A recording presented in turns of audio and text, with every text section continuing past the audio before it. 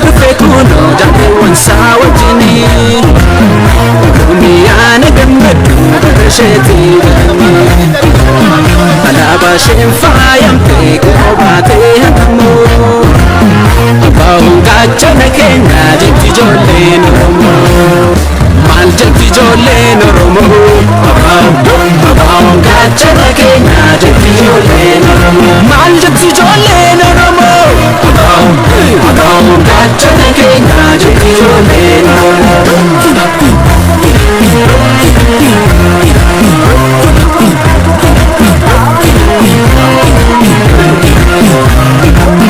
bilisummaa saba isaaniif warra arjoome Abbaan gaachana keenya warra harkaa isaaniitiin ni alaalatti jiru Abbaan gaachana keenya Oromoon daggala isaatii Oromiyaadhaa mammisaa Abbaan gaachana keenya abbaan biyyaa dhufe maarree alaabaa isaa fannisaa Abbaan gaachana keenya Jalarkoo yaa jaali abbaa maqaa gaali hunduu si faarfata sumaani yaa fata biyyi kan keeti eenyu baasheetu si gaafata biyyi kan keeti eenyu baasheetu si gaafata shira diinaa fi jadiimaan nu yoomsi jilbeena shira diinaa fi jadiimaan nu yoomsi jilbeena Oromiyaa jaallatanii akkamiin moofoo jibanii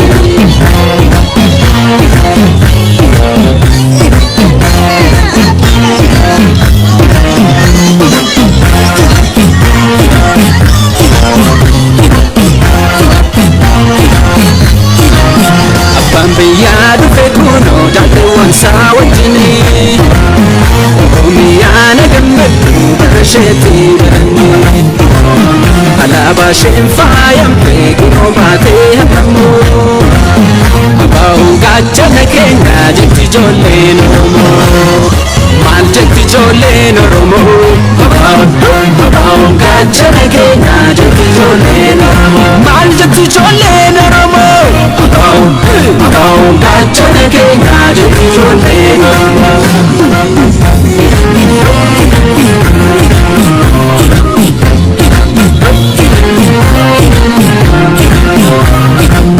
alaadaawwan dhufe ibsaan badisuun dhufeera Abbaan gaachana laalata ilmi yoo boolessi leenca Abbaan gaachana keenya wanta bookee diimaa kabajaan uffatu mudhii keessa bata magariisaan ayyoo biyyaa ililchimee sagalee ulfuutu ayyoo biyyaa ililchimee sagalee ulfuutu baga gammadde hiriyaa dhufe abbaan biyyaa baga gammadde hiriyaa dhufe abbaan biyyaa garaaf dachaa sana barree baga walaagallee maal jetti ijoolleen Oromoo Abbaan gaachana keenya jetti ijoolleen Oromoo maal jetti ijoolleen Oromoo Abbaan gaachana keenya jetti ijoolleen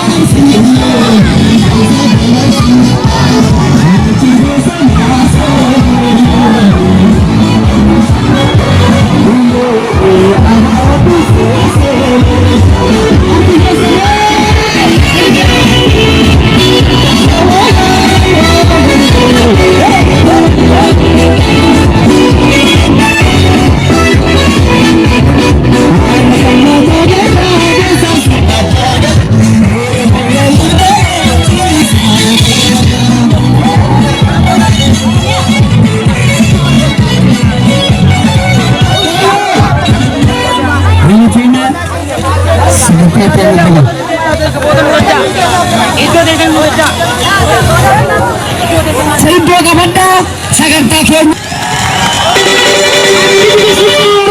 Akka callaanchiisu kun adda bilisummaa Oromooti. Addannoon keenya qarreen keenya itti duute. Meeshaatti kalmatti ijaan ilaalee deemuu baya adda bilisummaa Oromooti. Ani deemuu ilaalee haga har'aatitti. Ijaan arguun itti kalmattan itti garagaleetuma dudubbadhamee waggaa takkitti kana. Isinana jiru jaalii mana nurratti diigan. Ilmaan nu jalatti geessan. Mana hidhaadha isin galchan abbootii keessan. Gaafas illee nu jalaa lafee qeerroon teenya nu wajjin jirti. Umrii dheerina Rabbi isin haa kennu.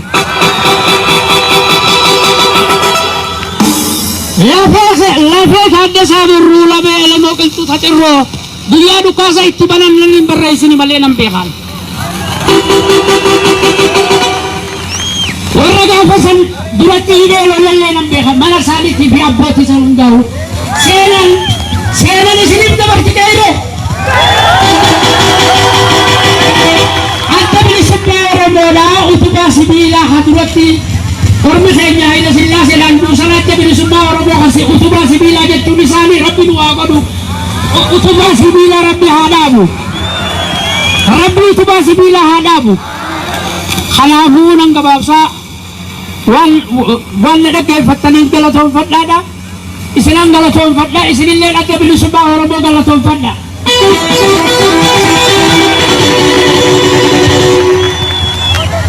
Fayyaataa manguddoon teenya.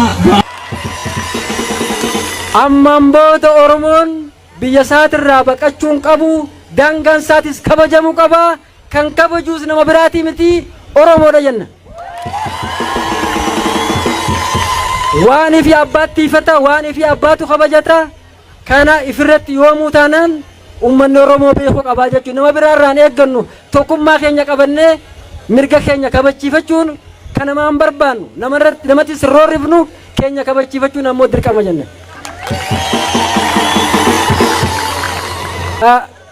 Finfinnee irratti addi bilisummaa Oromoo maal qaba?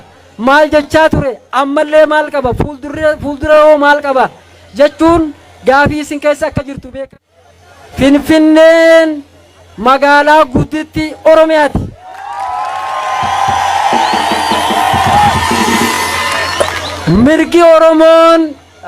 Mirgi Oromoon Finfinnee irraa qabu kan nama gaafannoo osoo hin ta'in uummata Oromootu tiikfata.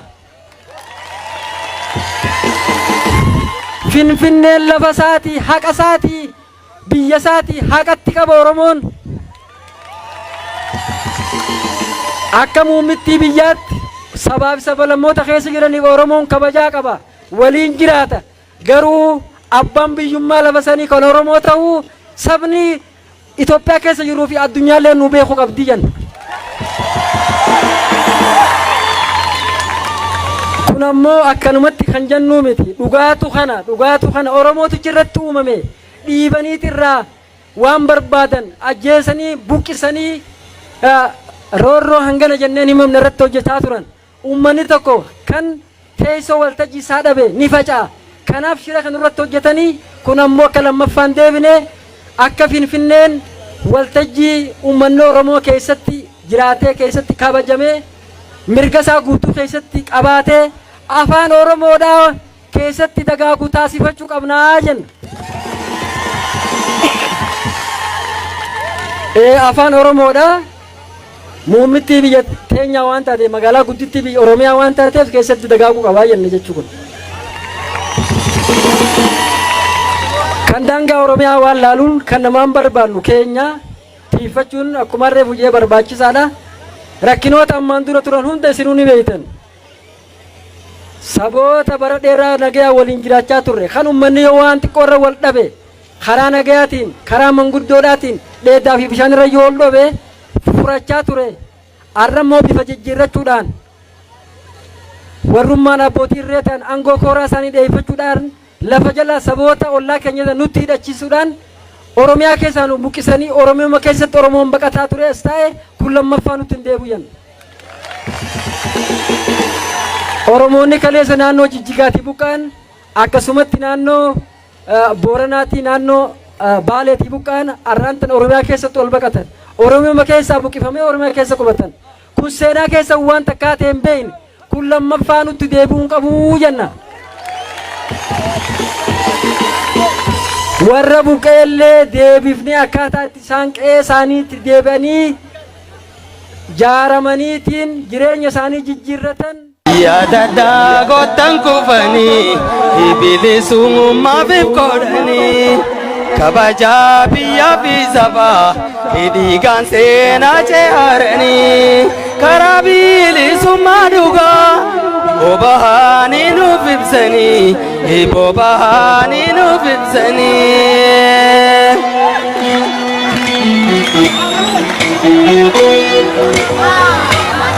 Rorra jala gachabani biyya fi dhaba.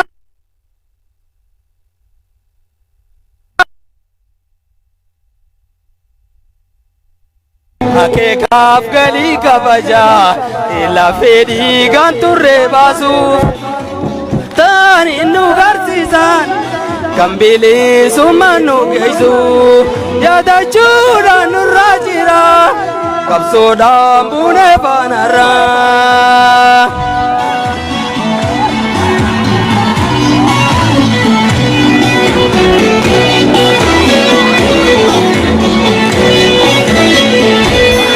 Yaadadhaa gootan kufanii bilisummaaf godhanii kabajaa biyyaa fi sabaa dhiigaan seenaa ce'aranii karaa bilisummaa dhugaa boba'anii nuuf ibsanii boba'anii nuuf ibsanii.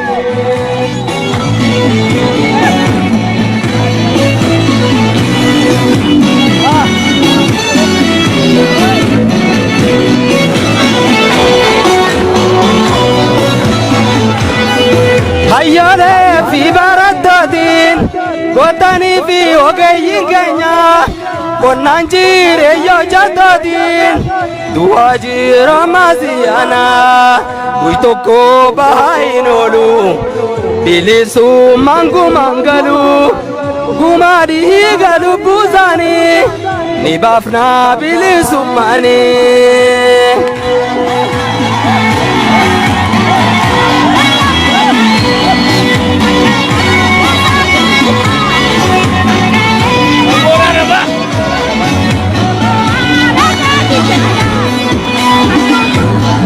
Yaadadhaa gootan kufanii bilisummaaf godhanii kabajaa biyyaa fi sabaa dhiigaan seenaa ce'aranii karaa bilisummaa dhugaa boba'anii nuuf ibsanii boba'anii nuuf ibsanii.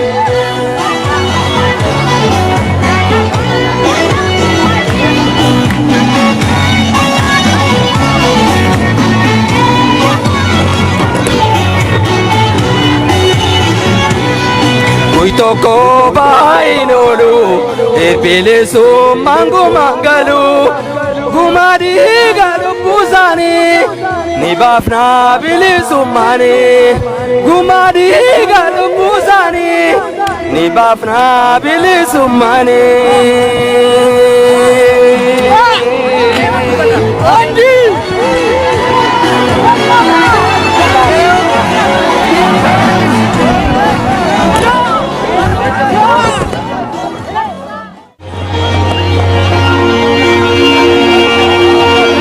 Ya warabo dible wartu darafu ya dargi atin debitu fafafu abao ni mota gafu bari fakati amahu abao ni mota dugafu bari fakati amahu. Ya warabo dible wartu darafu ya dargi debitu fafafu keiro ni mota dugafu bari fakati amahu Oromo ni mota dugafu Bari'ee fakkaatti ammaa'u abaa'oo ni moota dhugaafu bari'ee fakkaatti ammaa'u geeroo ni moota dhugaafu bari'ee fakkaatti ammaa'u na wajjin jaa gowwaa hin dhalatin dhalattuus hin guddatin yoo diddee guddatte hin dubbatin galatooma horaa bulaa dagaagaa isiniin jaaladha.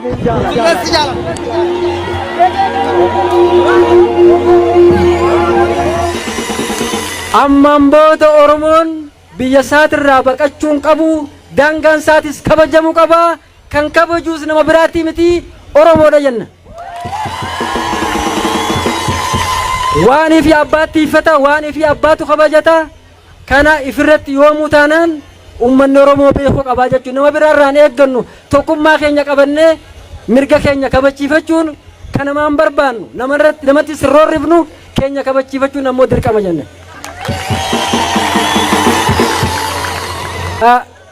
Finfinnee irratti ardi bilisummaa Oromoo maal qaba? Maal jechaa ture? Ammallee maal qaba? Fuuldura hoo maal qaba? Jechuun gaafii isin keessa akka jirtu beeka. Finfinneen magaalaa gudditti Oromiyaati.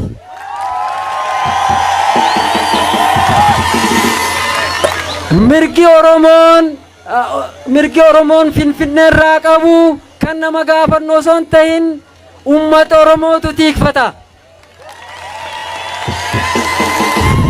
Finfinneen lafa isaatii, haqa isaatii, biyya isaatii haqatti qaba Oromoon.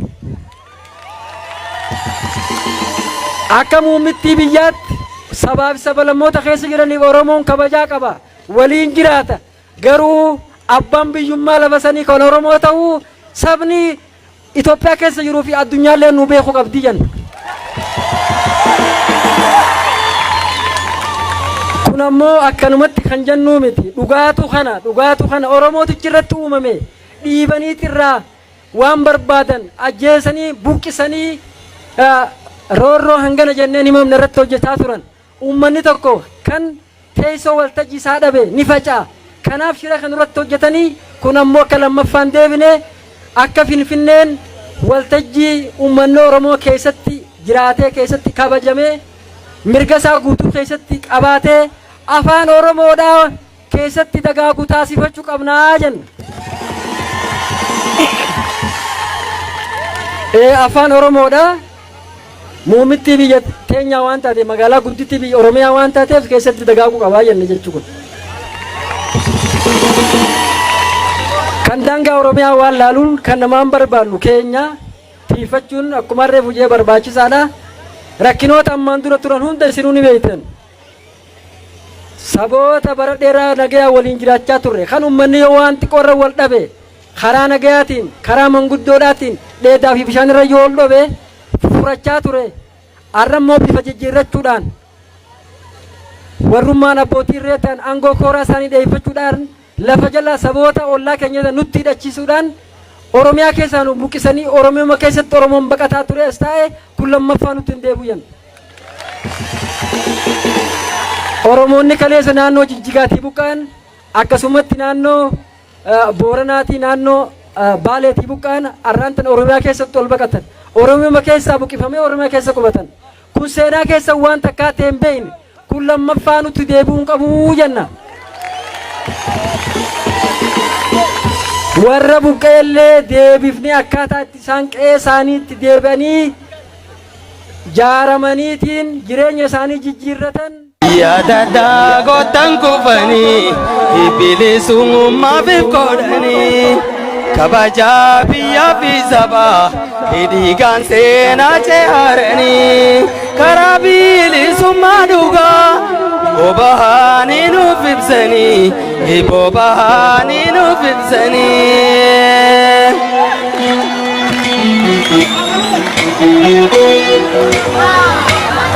Roorroo jaala gachabanii biyya fi dhabanii booyuun bikka salphinaan jiraatan ulfinaan fakkiinuu ta'uu akeekaaf galii kabajaa illa fedhii kan turre baasuuf ta'anii nu garsiisan kan bilisummaan nu geessu yaadachuudhaan nurraa jira qabsoodhaan buune faanarraa.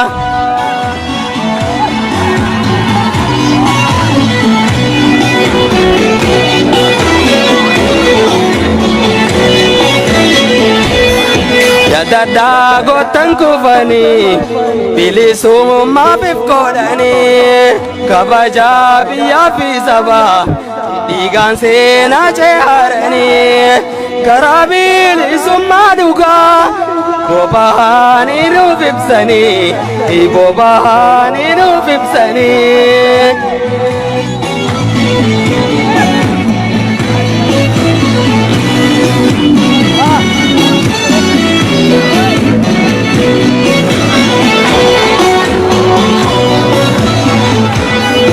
Hayyoolee fi barattootiin gootanii fi ogeeyyiin keenya qonnaan jireenya hojjettootiin du'aa jireenya siyaanaa guyyaa tokko bahaa hin oolu bilisummaan gumaan galu gumaa dhiiga lubbuu isaanii ni baafna bilisummaanii.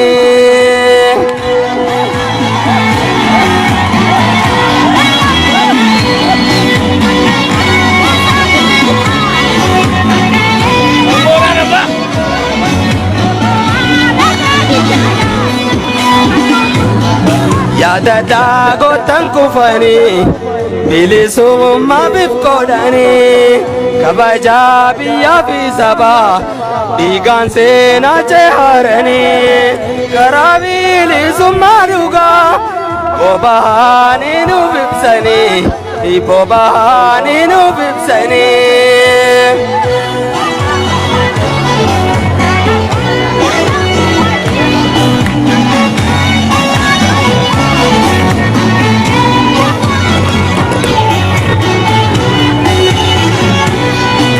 Tokko bahaa hin oolu bilisummaan gumaan galu gumaa dhiiga lubbuu isaanii ni baafna bilisummaanii gumaa dhiiga lubbuu isaanii ni baafna bilisummaanii.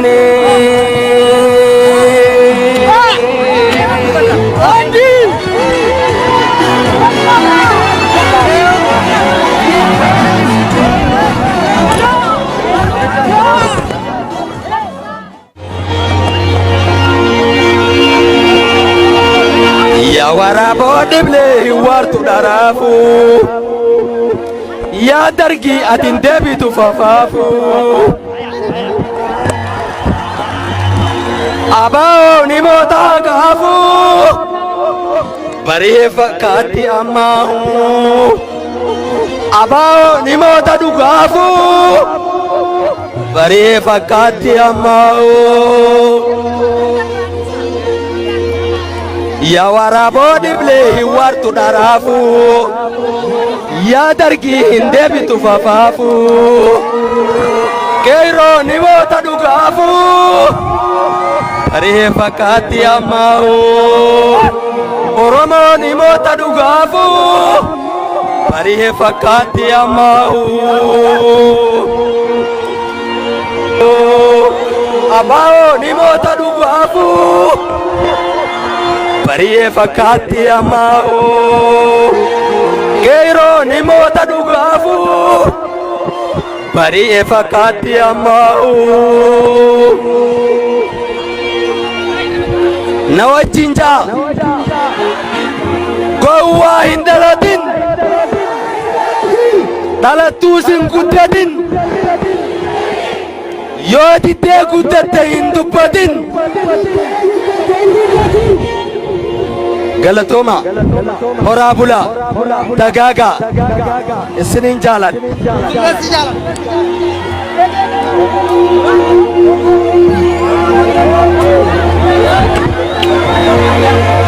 Bara darri gobe dugan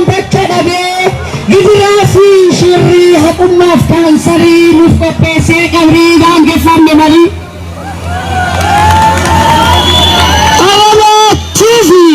Yaasiniin nuuf dhalate OMN hayyuun bu'uura cimsate OMN lattuun isaatiis mul'ate OBS abboonaa duuqamaan argatte ogeeyyii ummataaf quuqaman guutate dhugaara dhaabbattee odeeffannoo laatte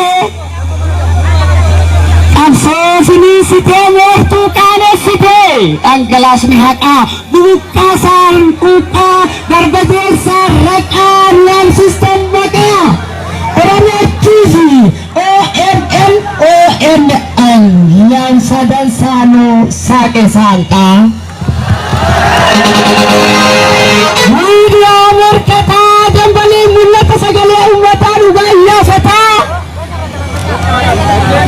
Oromoo TV arraas hin fagaanne asumatti argama OMN OMN OBN sagaleen sunsuma Arabuddii burtuu qabanan gafummaa fonqolchaan gabrummaa ibsaan birmadummaa tamsaasni tokkummaa dhaabbata wabummaa qaroon saba tokkolee abdiin ayaan golee ufuma isaatiifuu kan waliin dorgome rayni waraabeeyyii guyyaa awwaallame